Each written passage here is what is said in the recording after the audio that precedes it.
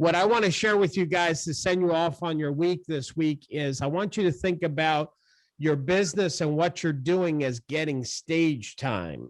Let me explain what I mean by stage time. I'm watching I enjoy this great show called Hacks. I think it's on Apple TV. Gosh, I can't remember which platform it's on, but it's about a really famous comedian who's got ongoing shows in Vegas, and she's getting older in her years, and she's looking at getting pushed out of her #1 spot. So she's coming up with new material. And she goes to the last episode just saw, she went to a local club, one of these small clubs where she started out her career as a comedian. And she's basically practicing the new material, and it's called getting stage time.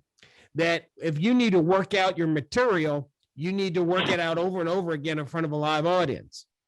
You know, something a good friend of mine in the speaking world, Nito Cobain, he's not just a speaker, but he's also the president of High Point University. And something Nito taught me early on in my speaking career.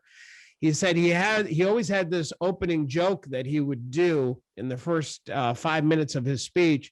And based on how the audience responded to that joke, kind of told him the type of room he was dealing with, and it would help him set the tone and the pattern based on the audience. And that came from practice over and over again, over and over, the same material, getting stage time. So here's the point that I'm trying to make is some of what's holding you back is because you're worried about the results that you get or not doing it the right way or doing it perfect the first time and yada, yada.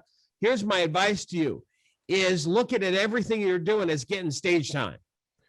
It's in front of a real customer. It's in front of a real buyer. It's in front of a real seller. It's getting stage time. Every listing appointment you go on, don't focus on getting the listing or not getting the listing. Look at that as opportunity for you to practice your material, so to speak, to get good at mastering your material, getting good at mastering your conversation. So every time you don't get a listing, that's actually an opportunity for you to improve your skill and ability. Look at every telephone call and prospecting you do as an opportunity to get in stage time in front of a real person and talking and mastering the telephone and how to deal with objections.